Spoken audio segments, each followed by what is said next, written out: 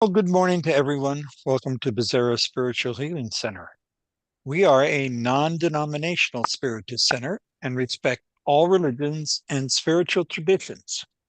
And so throughout today's meeting, you are welcome to bring your thoughts and questions.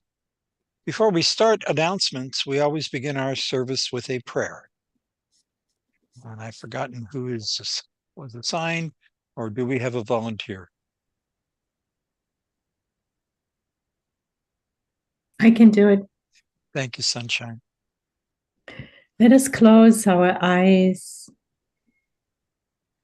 Let us take deep inhales and exhales, feeling ourselves present here and now, grounding our feet and opening our crown chakra and mental chakra, the head chakra, to the divine, connecting with our center, our hearts.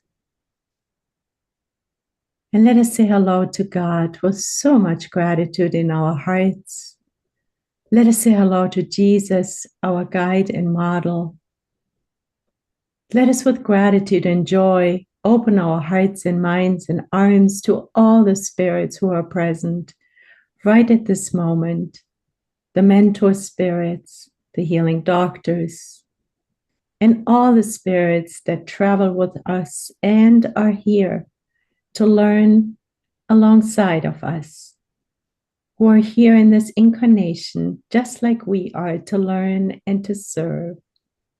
Thank you, God. Thank you so much for this sublime opportunity to gather in your name, to open ourselves to the path of love. And we pray that our dear sister who will be giving our talk today will be guided by the loving mentors, and we will stay centered and focused and open to take in every word into our hearts so we can practice more love, more peace, more inclusion and unity every single day. Thank you, God. Thank you. And with this, we humbly ask for permission to begin today's meeting. And so be it. And so it is. Thank you. Thank you, Sunshine. BSH is a member of the United States Spiritist Federation, and our spiritual beliefs are based around scientific, philosophical, and religious principles of Spiritism.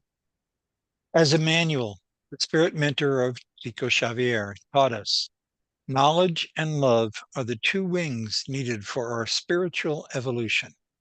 And that is the reason why this service is divided into two parts.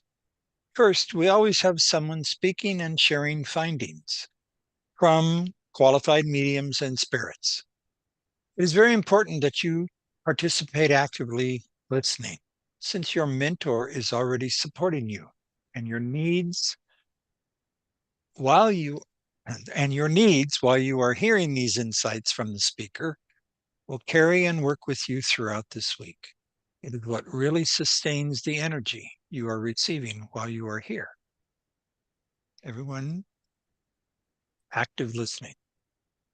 And the second part of our meeting is a hands-on healing pass where the mentors will be working with the BSH mediums and benefactors so that all can receive healing energy. Each week, we have a variety of different activities taking place. I can't see everything. Kiki, do you have the schedule? I do I, not. I don't, but I can open it really quickly. I can read it anyway. I have. So on Sundays, in fact, every day at 6 p.m., we have a prayer service. This is a short prayer service open to anyone and everyone for whatever the prayerful needs are, individually or collectively.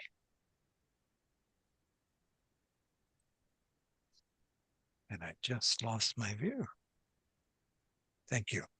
Okay, today, Sunday, on the far right, you see we're in this Sunday service where we have both spiritual education and healing passes taking place.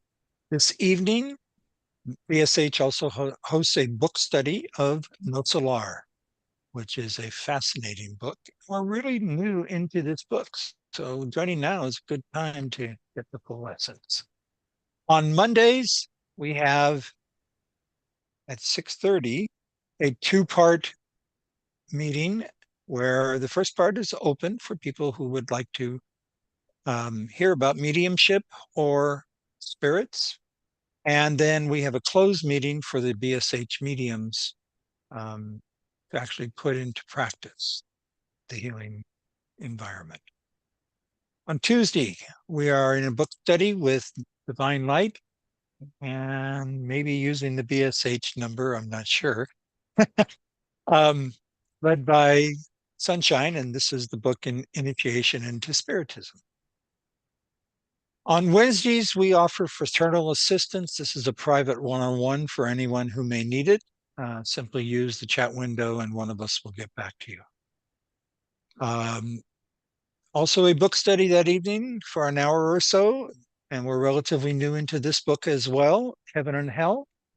Fascinating book. Each week is something new. On Thursdays, we continue our study of the book and the discussion around Living Spring. And on the second Thursday of each month, we have historically been meeting in person, but I don't know if that's going to continue or not. So just stay tuned for whether or not we will do any in-person meetings. And you can always find out the current information on bshcenter.org. And now, our featured speaker is a person who has been a spiritist for quite some time and is an instrumental member of our group, our healing center, both in an educational sense and with her high energy. She infuses everyone.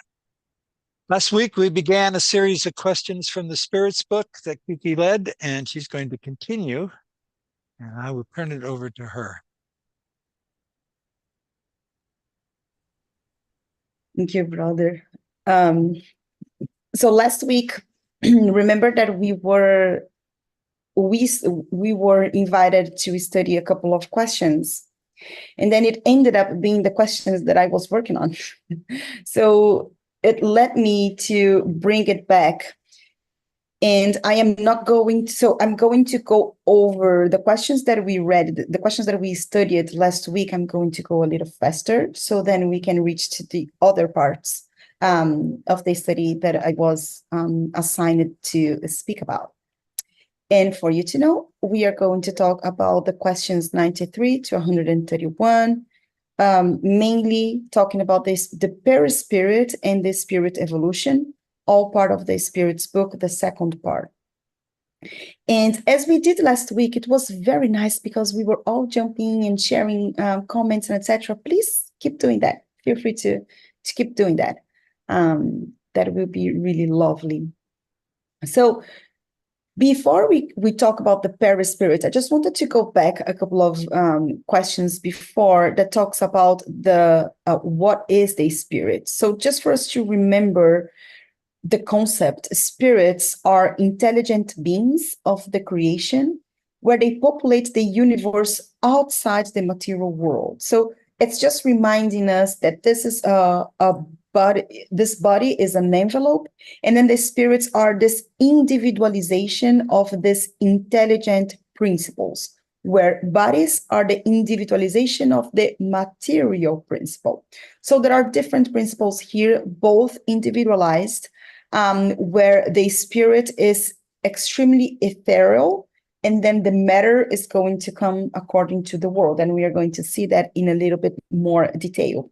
But one of the things that they highlight here is that the intelligent principle is so imponderable, meaning it cannot be measured or weighted, that is not enough to manifest without a material body, which is, in the other hand, dense and completely ponderable. And many of us are very much attuned to how much do we wait. So this is definitely a weighted matter. But the spirit is enveloped by a vaporous substance. And this vapors is vapors enough to allow the spirit to float in the atmosphere and travel through spaces as it so desires. So this envelope still enables the spirits to flow around whatever environment they are, because they are still ponderable. But there is something in between the spirit and the body, in this case, earthly body. But the perispirit, and the perispirit is what still retains the imponderability and the ethereal qualities of the spirit, meaning it's still very etherical. However, it can be more dense. What happens is that the spirit will extract the perispirit from the environment in which they are, which means that this envelope is formed from the fluids that come from the place that they are. Therefore, if a spirit is now living on planet Earth, the perispirit will take fluids from the environment of planet Earth to then manifest a body. If the spirit is in another world, it's going to use the fluids from that specific world to manifest the body, if it's a material world, but to manifest as according to that different world. So that means that, again, the compositional elements of the perispirit is going to change according to the world where this spirit is. And they also bring to our attention how spirits are they present themselves in Jupiter, because Jupiter is indicated as being a highly evolved world when compared to Earth. And it's an orb where corporeal life does not have the materiality of our own. So the perispiritual envelopes there must be of an much more perfected, I would say, than what it would be on Earth. So again, the spirit is going to use the fluids from the world where they are to then create the body that is going to, survive in that planet. Another important thing too is then when the spirit returns to the spirit state, when leaves the body, the fluids stays also in there, and then the spirit will acquire whatever new fluids is necessary. But the perispirit will always follow the spirit. And some of you have heard me saying this already. The way that I like to speak about the perispirit is it's kind of our luggage. It's where we hold all of our experiences, is where we hold everything that we carry from one lifetime to the other lifetime. And we should be really careful about what do we hold to ourselves, because this is all shown into our perispirit. And another interesting thing is that some spirits that are very much attached to the material world, their perispirit is still so dense that they can be visible to some people. So that's how some spirits also make appearance, even though they are not highly evolved. It's just because they are so dense that some people can see that density of their perispirit. Are we all good? Yep. Okay. So another thing that I wanted to bring is a brief statement from the Genesis, another book from Allan Kardec, chapter 14, that talks about the fluids. It's extremely interesting, where they say that the perispirit is one of the most important products of the cosmic fluid. It's a condensation of that fluid around a focal point of intelligence or soul. So again, it shows us that our perispirit is going to combine whatever fluid there is in that specific world where we are, according to the moral evolvement. A spirit can use more or less of that world. Meaning, If a spirit is not morally evolved, it means that the spirit cannot simply go to another world because the perispirit will not be able to get the fluids from that environment. Whereas the opposite can happen. So a spirit with a higher degree can then descend to other worlds, but this spirit will have to use the fluids from that environment to then be able to, navigate into that world. And then I always like to bring a reference from Mother Mary and from Jesus Christ, because it took them years and years and years, and I will say even centuries. I don't know if I'll be mistaken here, but even centuries for them to be able to descend to Earth, because they needed to prepare their body for them to be able to reincarnate on Earth. And the analogy that is done is that it is almost it's not almost, it is like a light bulb. If the bulb is not prepared, it's not prepared for the level of energy that it's going to come, the bulb just explodes. And it's a good analogy to how the perispirit needs to be adapted whenever enter to one specific world. Okay. Good. So that said, this is when we start talking about the different degrees of the spirits. And this is what we had already discussed last week, which I'm going to go a little bit faster because we had spoken about it, but not so fast because I know that we have new people here. So the concept of the perispirit came to let us know how the different degrees varies according to the level of purification, and how the perispirit also adapts to that. So as the spirits book are telling us, there is an unlimited number of classes that spirits can number of degrees, I would say, that a spirit can be allocated to, because there is no specific mark between the different degrees of elevation. Now, of course, there are three big extremes as they put in here. One big extreme being the pure spirits are the ones that have already reached perfection. They do not have any matter effect upon them. Then there are the good spirits, which are in between. They are mostly concerned about doing the good, but they can truly do it according to their degree of perfection. And we are going to talk a little bit more about this, but they are still experiencing trials. And then there is the other extreme, where are the imperfect spirits, where are completely ignorant. They have very attached to all of types of vices and passions, but some of them are neutral, but they're not doing the good, but they are also not doing the bad. And again, all those characteristics, they are not fixed or arbitrary division among all the spirits. There may be a greater or a less number of orders, depending on the point of view from which they are contemplated. They explain this to us.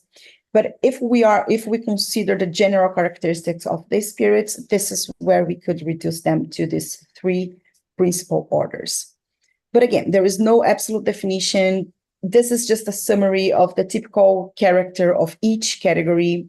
It doesn't really matter. That's what they tell us. There is no matter of practical importance to us. But one thing that might be useful for us is for us to acknowledge if the influence that we are receiving is coming from the spirit that is elevated or not. And the other thing that they also call our attention is that it's not because someone is in the state of a spirit that he or she knows everything. There are many spirits that are unaware of all this degree of spiritism. They are still figuring out. So we have to be very careful with whom we give permission to influence us, because it might not be someone so elevated as we imagine, but they always suggest that we pay attention to the language and to the actions of that spirit.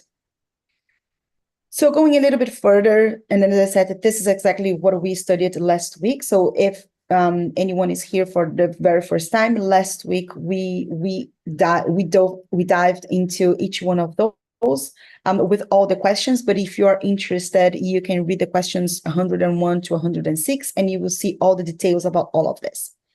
But in general, the imperfect spirits are the ones with matter being predominantly influential on them, and they have a propensity to do wrong, and is marked by ignorance, pride, selfishness, and all those related vile passions.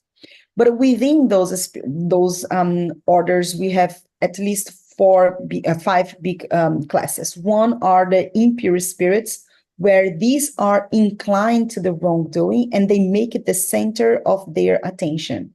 They give false advice. They like causing conflict and suspicions. They mask as much as possible to more effectively deceive humans. So these are the ones that we have to be extremely careful, because these are the ones who are looking for honest victims for them to, just take pleasure of doing the wrong. So those are the impure spirits. The ninth class are the frivolous spirits. They are also ignorant, they are mischievous, irrational, and they masters of ridicule. They intrude as much as they want in everything, and they reply to every question with no regard for the truth. With no regard for the truth. So they are very much those who are, and during the Spirits book, whoever wants to understand how this was built, there were a lot of spirits in this class trying to deceive when the Spirits book was built. So they needed to understand very clearly how to differentiate one to another. And this is one type of class that is always trying to bring something. So again, whenever we go to places that are fortune tellers, we have to be careful, because we never know who is the spirit in there. There are a lot of cases where we have spirits from this class that are not so committed with the truth. So it's just for us to be careful. They are also utilized as servants by higher orders, but we know that at the end of the day, all of them are somehow used by the spirits on high for some purpose or other. There is the eighth class, who are the false scholars. They are considerable knowledgeable, but fancy knowing a great deal more than they actually know, and are the ones who like to speak more than do the actions of what we read. So their ideas are reflections of the preconceptions and flawed reasoning of the human life.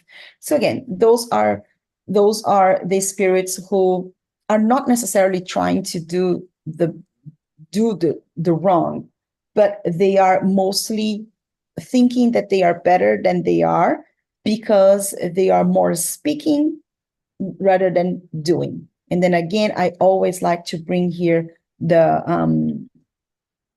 quote from St. Francis of Assisi: preach the gospel all the time, use words when necessary. So this is for us to avoid being that class. And then there are the neutral spirits, the seventh class. They are neither good enough to do the right, but they are also not bad enough to do the wrong. They are just, like in that between, that just stays neutral everywhere. And sometimes they are included to one path, or sometimes they are included to other paths. So they kind of navigate. But these are very strongly attached to matter and miss all the material satisfactions. So it's just like that.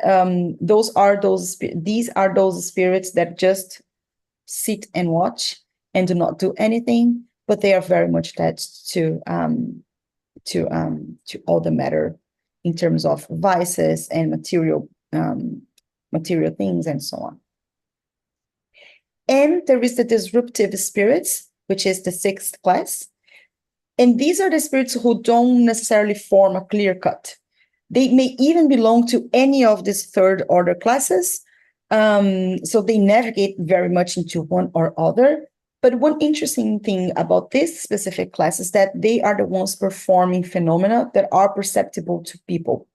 As I said, the perispirit carries so much density from what these spirits have that some of them have enough knowledge to know how to manifest those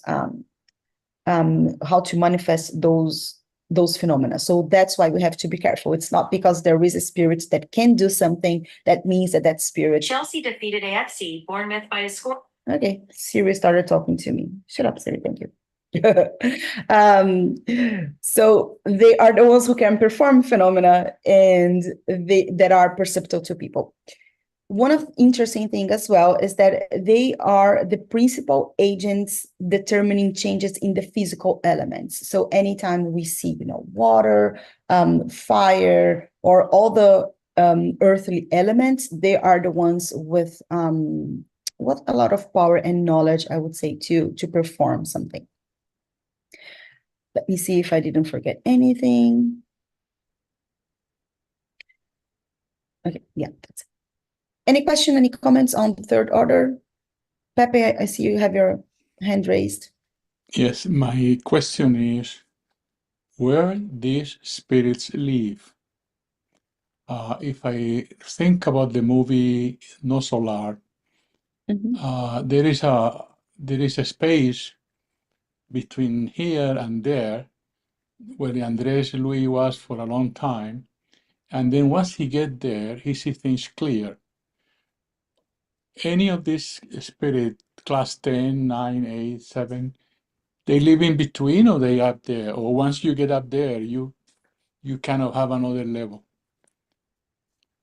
Pepe, I will try to be as so my answer is I have never seen anywhere saying where they live, if it is no solar or not. There is no, I don't recall, and if anyone remember, please feel free to chime in, but I don't remember no solar saying which class of spirits live there. However, I would assume that these spirits, because they do not have so much knowledge, because they do not have so much kindness developed, they would not be in a place where you have more harmony, as we see in the non-solar. So I would assume, Charles, I'll give you the word in just one second. I would assume that they are more closely to where we saw as umbral than where it is in non-solar. Now, another thing that I always read is that most of times what happens is that the spirit creates your own environment. So this sense of umbral and the sense of heaven, I would say, or even no solar, it comes from what we are carrying in our mind, of course, in our heart, and how we transform that. So someone that might even be closer to no solar might not even see that they are close to no solar, because they are so involved with their dense energy that they cannot see. And as we see in the movie as well, one of the things that happens with Andrea is that the spirits on high try to come to him, but he cannot see. And the reason why he cannot see it's because he's blind with all that that density of his energy. So I would answer that I believe that these spirits are more close to the environment where we name as umbral than they are in all solar. But I never read anything specifically saying where they are. Charles, you wanted to? Yeah, I would just like to share is that I would not remember the book where this is described, but basically there is a law that it determines where we belong, where we're going to be attracted to. Is the law of attraction, that the perisphere that we have is composed through the law of magnetism and attraction. So we gather these elements, elevated or not, light or heavy, depend on our personal development. And that's the reason that a spirit at our level is never allowed in superior realms, because we don't have that ability to be there, even though sometimes they grant us a visit, but for very short periods of time with a lot of protection, so we can witness those places. However, the It's our composition, it's our magnetism that determines where we'll be. I don't know. I will find which book I read this information and maybe share Well, with I you. think that the perispirit, I think that the description of perispirit exemplifies very much what you just said, Charles, because exactly, like, we have to have, again, all of our emotions, all of our vices, or our virtues, they always stay in our perispirit. So if we are in a state of turmoil, it's not a place you just won't fit in a place of calmness and harmony, because that's not the environment where you are as well. So I think that the perispirit explanation is really good to that, and I think that speaks to where a spirit can go. Yeah, one of the lessons that Jesus gave us was to create an image about be careful with those dressed. They are wolves dressed on a form of sheep. So that's, I think, what he's referring about. Be careful with the external appearance, but inside something else is going on. And that's what I want to make sure that you stay with us. It's about our interior formation. Go ahead, Mark. This title, imperfect spirit, you think that they would be in an elevated state unless they are selectively selected for a particular mission. You cannot imagine these spirits would be at No Solar. Yep. So I think Pepe's question is valid, because where would they be if they're not in the Umbra? Yep. Pepe, go ahead. Can I follow up my question? Yeah, sure. Because once Andre Luis went up to No Solar, he was there, but not all the spirits there were at the same level. So Correct. that means that in these colonies, as they call it, there is all kind of levels of spirits, Yep. because we are all within this class an imperfection, and we have to come back to Earth somehow. So those who has not gotten there must be the last one, no? The one that are in the dungeons and the darkness Yeah. are So probably the 10 or 9.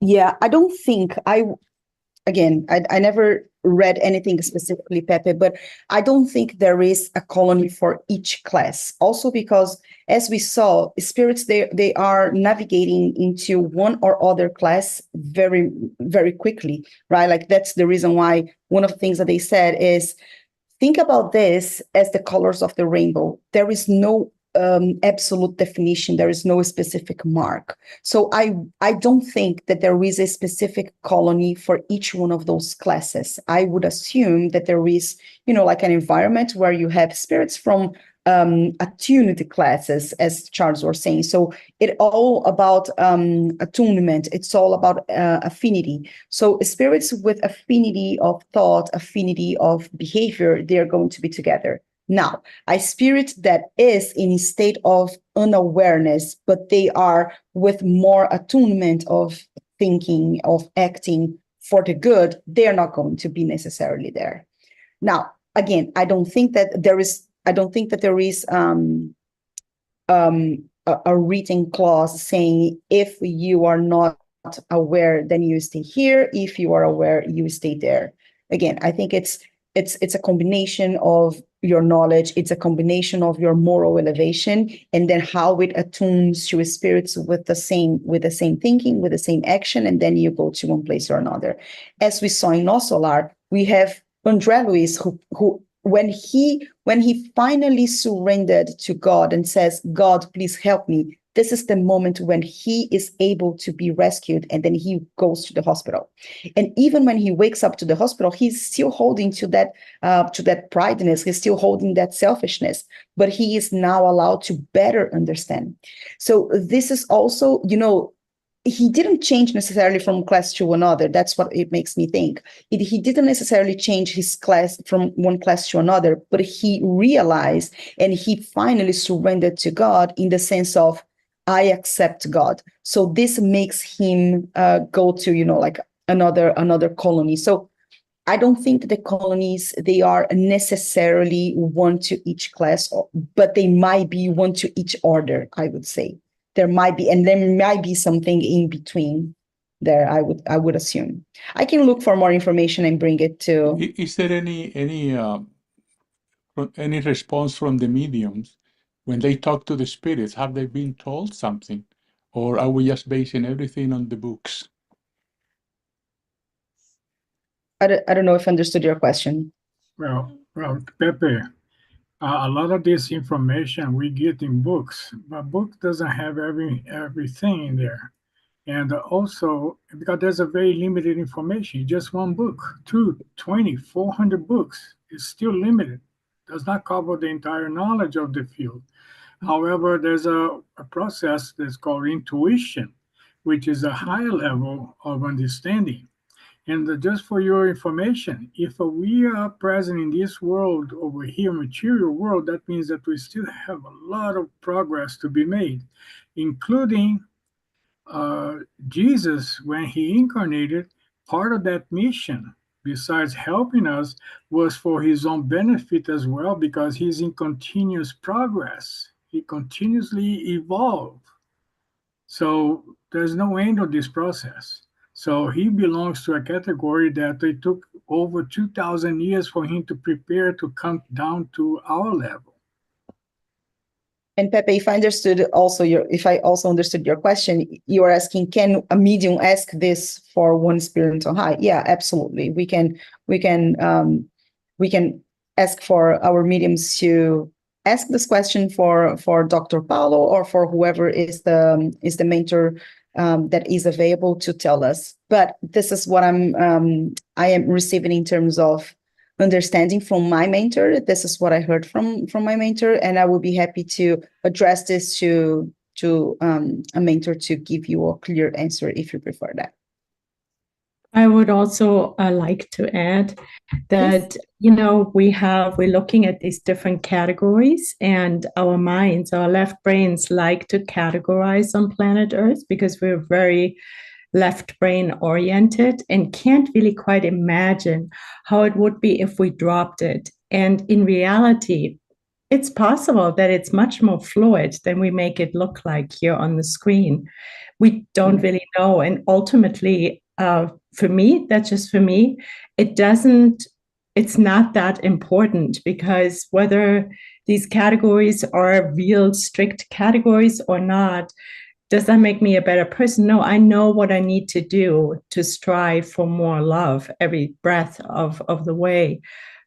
But in the meantime, I'm striving to actually be more inclusive and not say, okay, there's this category and that, which makes us more exclusive, if that makes sense. Yeah, it does make sense. And I think the matter also is not so much on paying attention to the question or to the answer, but also pay attention to the question. Why are we applying? Why are we asking that question? Well, I remember Kardec said that the best medium was that one who has been cheated the less. Because cheated, I don't know if that's the right word, but Probably in not. Spanish would be que ha sido engañado the less. It's the one who has been deceived the less. And then if we have mediums that are not that elevated, they can be deceived a lot too by those spirits. So my question is, if we don't know where do they live, or we don't know certain things, how can we avoid being deceived? Perfect. We can go to one of the slides here, who says, how do we understand if we are being influenced by a good spirit or not? And there is a whole there's a whole other conversation on that, Pepe, that I'm happy to bring as well. But one of the biggest ways, one of the most effective ways is for you to see what type of advice is being given. So if it is a spirit who is trying to bring you clear answers to everything you're asking, be careful with that. Not necessarily all the spirits will bring you. That's the reason why there is a huge book with more than 1,000 questions. And if you read that, most of the times they say, we are not ready to understand that yet because you do not have words or you do not have enough knowledge to understand that. What you do have to know is this, this, and that. So first is what type of advice is being given. Second is what language is being used. So most of times, spirits from these classes, they are going to use language that are not, they are, even if they try to use, like beautiful words, they cannot keep up with that. So keep going to the conversation. Try to bring more. If you are not really clear if that spirit is a good one, ask very specific questions. Make clear what is your intention behind that, and I'm sure that the spirit's going to bring you a good answer. And then the other thing too that they always remind us is, how are you feeling? This feeling, this intuition, as Charles was saying, is one of the biggest things that we will perceive more and more. The more we develop our mediumship, the clearer that is going to be. So, of course, that the medium needs to be very much aware and self-aware about your own emotions, so then you can better understand what's coming from the other spirits. But definitely, if it comes from a spirit that is bringing you like palpitations and it's bringing you some level of discomfort, there might be a likelihood that that spirit's not so is not so elevated. So try to understand, speak a little bit more, ask for that spirit to explore a little bit more. Say, can you explore this topic a little bit more? Can you please allow me to better understand this, this, and that? And then the spirits will bring you the answer. And it's very interesting. And I'm sure that you've experienced that as well, that it's going to become clear. And at some point, I've experienced a bunch of times where a spirit was trying to bring a message and someone in the group was kind of sensing that that was not correct. And then we keep on prayers, and then the spirit starts laughing. When the spirit starts laughing, you already know that that spirit was unmasked. So that happens. And the most important thing is that we keep calm, we keep in prayers, because if we are in attunement with the good, the bad spirit's going to be unmasked. But if we are, just like getting into the flow of being just curious, of being just hearing the things that we want to hear instead of hearing the things that we must hear, then that's going to be a good sign. Then that's a sign that we must be more aware of our mediumship and how we make a difference of those. Yeah, there's another But aspect. just Another aspect. Just one thing, quickly. Charles. Just wanted to finalize one thing that I just wanted to, don't want to lose that. One thing that I just wanted to bring, Pepe, is we do not need to know where the spirit live for us to make that judgment. So the judgment's going to come much more from, as I said, the language, from the type of advice, and from the interaction that we are having with him or her, instead of knowing where they live, because we are not the ones making that judgment. Our judgment is still very blurred with regards to who is good and who is bad. And one of the things that the spirits explain for us when reading this chapter is all the spirits who see someone that is a little bit more elevated think that that spirit is pure, which might not be true. It's just because our sense of judgment is blurred because of our knowledge. Yeah, Charles, what I'd like to contribute is that I need to be really careful with that, because my evolution, I maybe consider others that are more evolved than us and help them and follow that person, like follow Jesus, because he's the ultimate spirit that came to our level. However, if I'm looking sideways, just looking to the side, I may commit the mistake of falling to idolatry. I will Mhm. idolize somebody or fall in the system of castes, Yeah. where a group of people considered to be so elevated that everybody else below we're going to disregard. So we need to make sure that we don't fall in those traps because it's really risky when we go into that. Okay, so who's the most elevated one? Where do they live? I'm going to follow those that live in those Follow areas. Jesus. Yeah, You will never go wrong. they never go wrong. Follow Jesus. Pepe, is that okay? Good. Thank you for bringing that up. Very important discussion. No, keep bringing it up, Pepe, Yeah, because it's not sure. over. Yeah, it's not over. We know that. Oh, no. So there's the second order, which are the good spirits. They prevail over matter and desire excellence. The qualities and power to do the good match their degrees of perfection. Some of them possess scientific knowledge. Others have acquired wisdom and charity. The more advanced spirits are the ones who can combine those two wings of knowledge and charity. And I will go quickly, so then we can go to the next step. But we have the benevolent spirits, but they shine because of their kindness. They are the one who take pleasure on protecting the other. However, they still have some narrow scientific knowledge, but they have progressed in their moral sense. There are the scholarly spirits, which I would say that are a little bit the opposite from the benevolent spirits. These are the ones with vast extent of their knowledge. They are entirely free of the passions commonly possessed by the imperfect spirits, but they still have to evolve their kind and their benevolence. There are the wise spirits that are extremely elevated moral qualities, but they are not yet possessing unlimited knowledge. So they still have an intellectual capacity, but that will enable them to better judge people or things correctly. So again, if we are not in that class, we are still not capable to make a right judgment. And we have the superior spirits, which they exemplify scientific knowledge, wisdom, and goodness. So these are the ones who were finally able to evolve the two wings, the moral and the charity.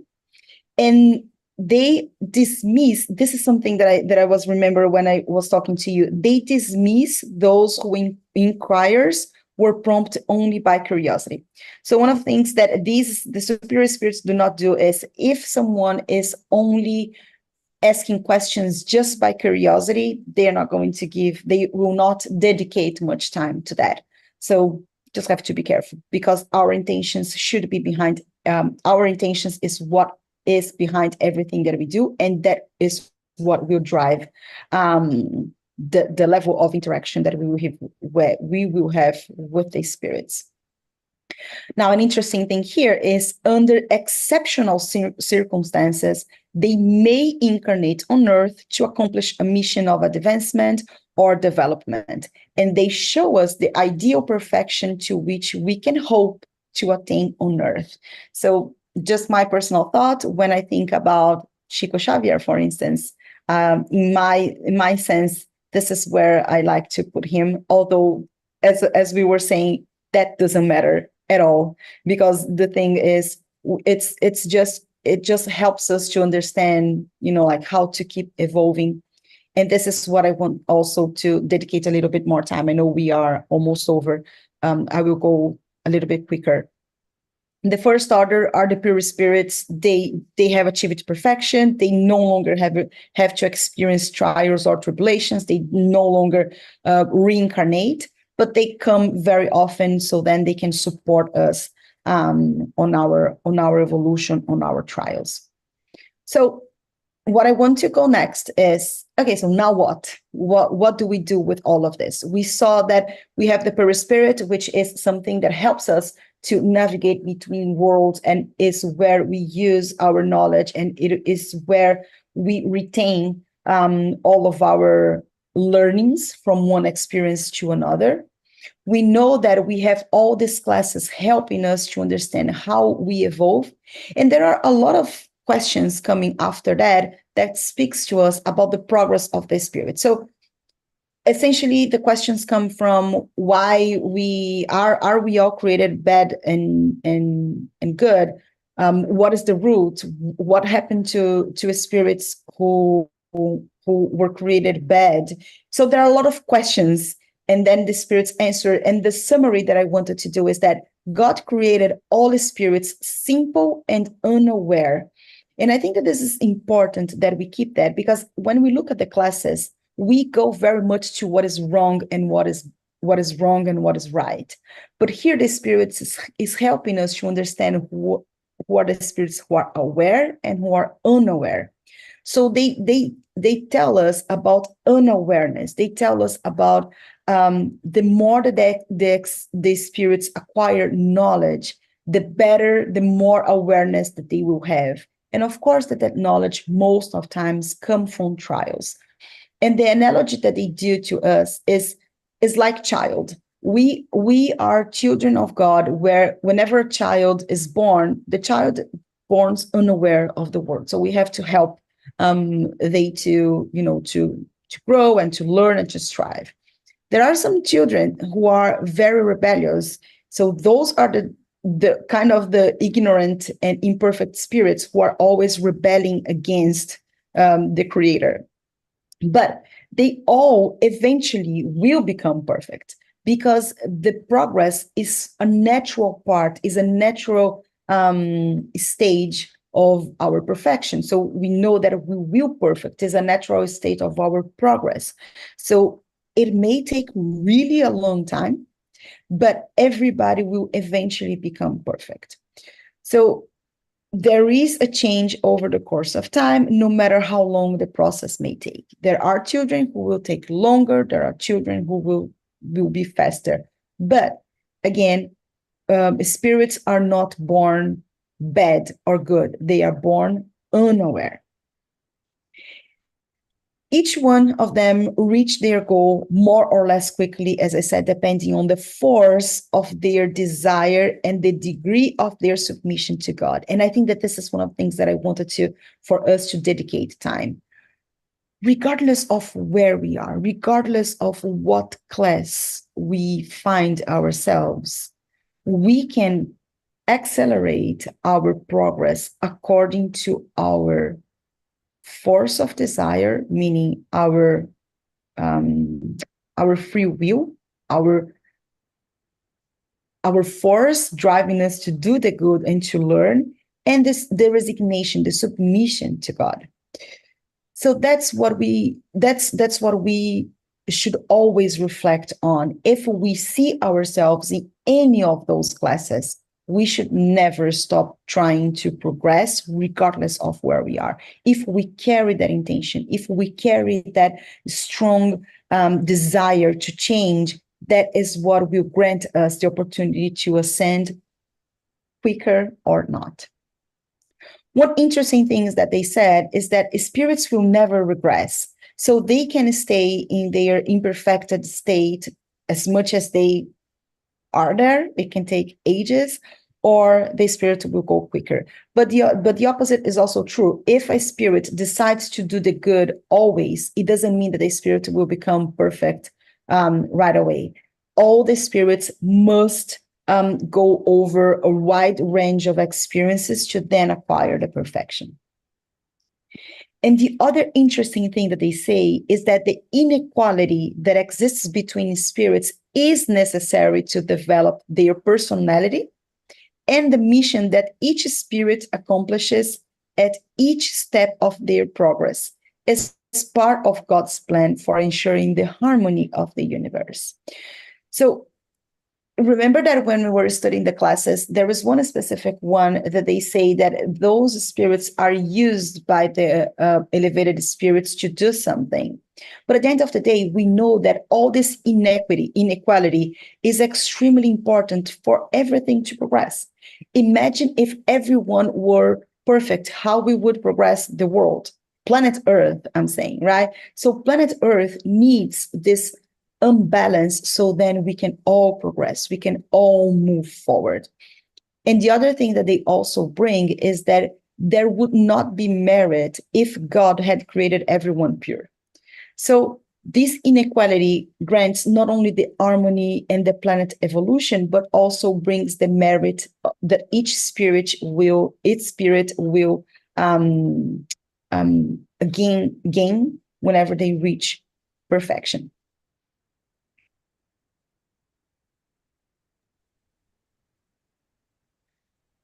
So again, our spirits are created simple and unaware. And what will help them to progress is the free will that they will develop as they acquire conscious. So one of the things that they were saying is the causes that determine their choices are not within. See, the causes that determine the choices are not within, but outside them, via the influences to which they voluntarily yield because of their free will. Now, let us digest a little bit more this part, because we are all created unaware, we are all created simple, but everything that surrounds us is exactly the same for everyone. It's exactly the same for everyone. Of course, that we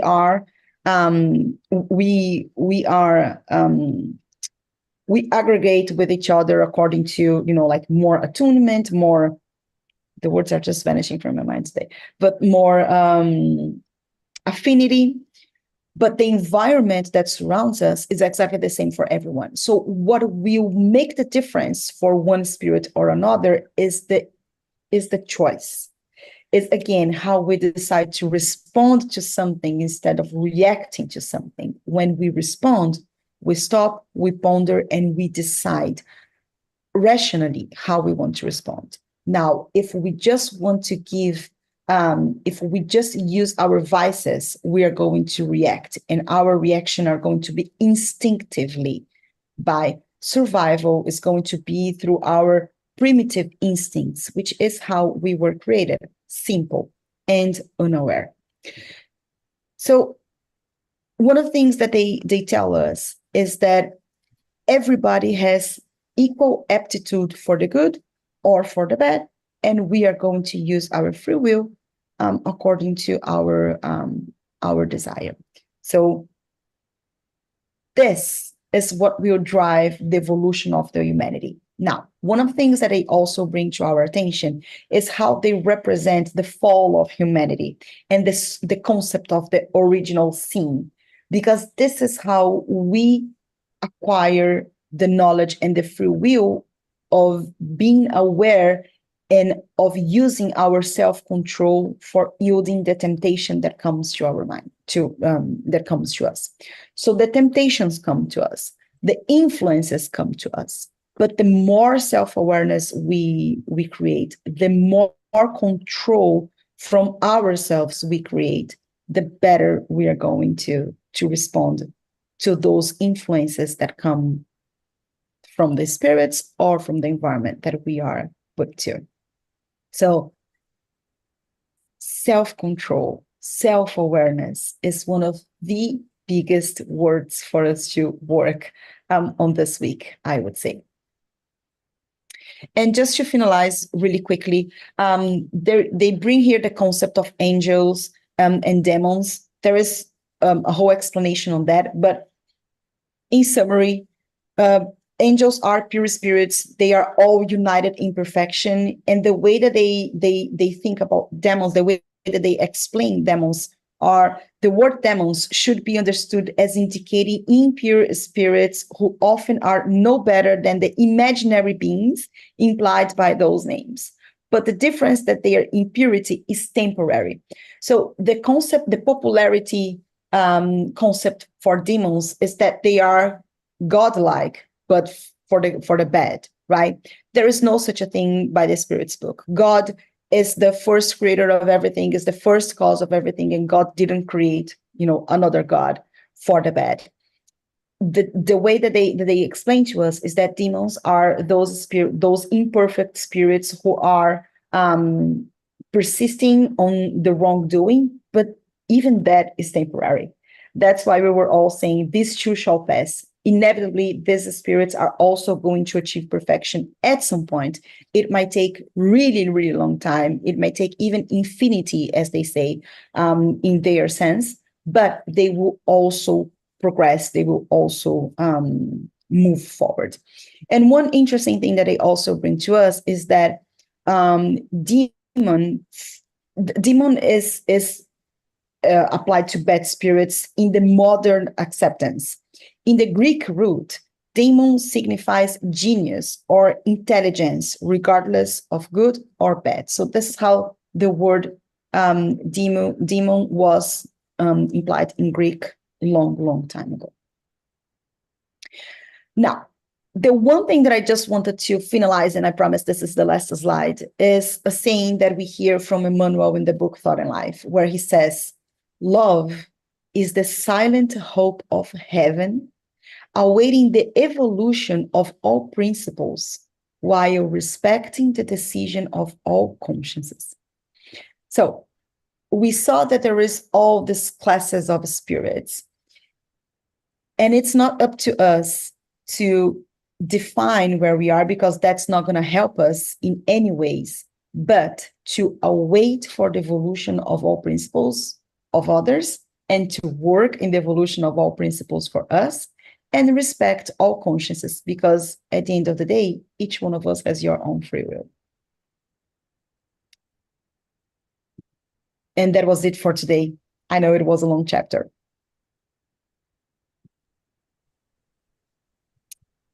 Any questions? Oh gosh, yes. The earlier discussion, I was struggling to come up with the word. The word, Pepe, discernment.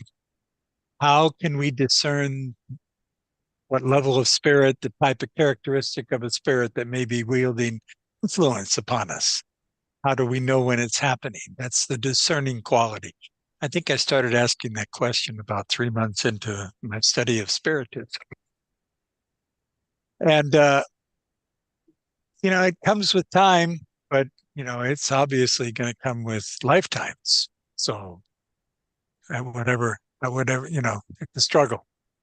It's always a struggle. Let me short follow up. In most of the books written by Brazilian mediums who has gone somewhere and they transcribe or they dictate the books to the mediums, they always try to explain in a scientific way the things that happen. So that makes sense when I ask questions, because they do go. Andre Luis go miles is trying to explain how the communication with Earth is done. He even described a device that looks like a TV or something when they connect. Even in the book of planetary transition, the same thing happens. They always try to explain, like, okay, guys, you don't understand. This is what's happening. And I am from those books who were written a long time ago. I had deducted that, wow, over there is still a science way more developed than we have here. And somehow they try to explain us what's coming. And I see that now, 100 years later, I see, oh, they were describing the TV, they were describing the internet, they were describing this. But there is always that sense of trying to explain it. So that's the reason I always ask questions. Not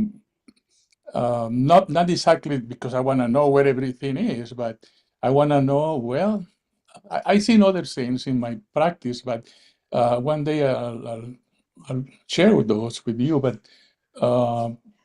most of the time they do match. So that's I love to point. Let me throw something. I love to point this out. Kardec got this in 1850s. Okay. In the 1920s, Brazil exploded with the next generation of information coming through mediums, starting in the 20s and continuing to this very day. Imagine where we're going to be 15, 20 years from now. Okay. One of the latest things I'm totally in love with, because it stems from my musical background, is this idea of frequency. And that self-healing is now getting traced to frequencies, that the vibrational nature of both light and sound can come together in a healing fashion. And there are now studies proving cancers and a variety of other things through scientific devices that are made. It's the high end and the low end of the frequencies coming together and causing cell reproduction. I just was reading this in the last week. Okay, the world is ready for the next wave of information. You know, we're all feeling it in a And you know, variety of Pepe, different. that historical process or that historical movement, Brazilians, let's say and I'm not speaking for Brazilians because I agree with you. There's a high degree of arrogance of a lot of Brazilians that assume that we know everything, that this knowledge only belongs to the Brazilian community. No, I think the role that the Brazilians are playing in this process is to spread the world, to bring other communities to join this awareness about the spirituality. I think that's the effort. We don't need to create a antagonic relationship because of, well, Brazilian says this, other says that. We Personal, go yeah. in the wrong direction. Yeah. But I just want to close with 2 points. Evolution happens in very two distinctive levels, individual and collective. And every time that one individual or collective group evolves, there's a other more people evolving with it. And the same way when it goes down, if somebody digresses, a lot of people is held back. That's part of the ocean movement, right? The waves and so on. The level of the ocean is part of nature. So we have a lot to learn. And I agree with you. We are just here for temporarily. I'm not sure where I'm going to be next in my next life, right? So I I have just a hope. comment. I have a comment in football and soccer. Oh Brazil boy! is the Oh only boy! country. Oh boy! Brazil is the only country that everybody in the world, when they go to the World Cup, everybody goes and cheer for their team. But if their team loses, they want Brazil to win. So you are the default of everybody. So I never knew anybody who doesn't like Brazil. So don't come up with ideas like that. We love No, Brazil. no. Unfortunately, there are many. But friends, I think we are very, very over time. I'm so sorry. I would like to for us to continue the conversation later, if that's okay. We can even, close the meeting and then we can continue if we want.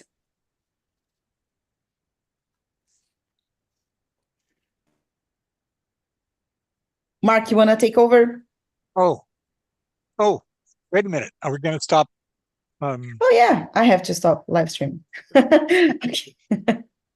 Gosh, I almost closed the meeting just now.